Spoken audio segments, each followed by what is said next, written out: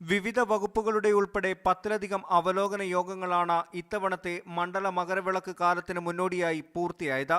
ദേവസ്വം മന്ത്രി, റവന്യൂ മന്ത്രി, ആരോഗ്യമന്ത്രി, പൊതുമരാമത്ത് മന്ത്രി എന്നിവരുടെ അധ്യക്ഷതയിലായിരുന്നു അവലോകന യോഗങ്ങൾ നടന്നത്.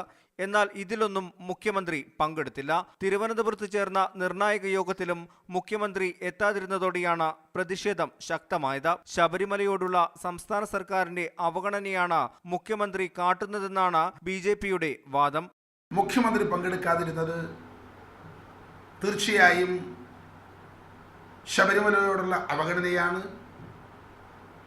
അതിനേക്കാൾ ഉപരി ശബരിമല പൂങ്കാവനത്തിൻ്റെ വളർച്ചയെക്കുറിച്ചുള്ള യാതൊരു നടപടിക്രമങ്ങളും പൂർത്തീകരിക്കാൻ സർക്കാർ തയ്യാറില്ല എന്നുള്ളതിൻ്റെ ഏറ്റവും പ്രധാനപ്പെട്ട ഉദാഹരണമാണ്. മണ്ഡലകാലത്തിന് മുന്നോടിയായുള്ള ഒരുക്കങ്ങളെക്കുറിച്ച് ആയതുകൊണ്ട് തന്നെ സർക്കാരിന് യാതൊരു ധാരണയുമില്ലെന്നും ആരോപണം ഉയരുന്നുണ്ട്. മുൻവർഷങ്ങളിൽ നിരവധി യോഗങ്ങളിൽ പങ്കെടുത്ത ഉദ്യോഗസ്ഥർക്ക് മുഖ്യമന്ത്രി നേരിട്ട് നിർദ്ദേശങ്ങൾ നൽകിയിരുന്നു. 11-ാം തീയതി പമ്പയിൽ നടക്കുന്ന അവലോകന യോഗത്തിൽ മാത്രമാകും ഇത്തവണ മുഖ്യമന്ത്രി പങ്കെടുക്കുക. മീഡിയ 1 പത്തനംതിട്ട.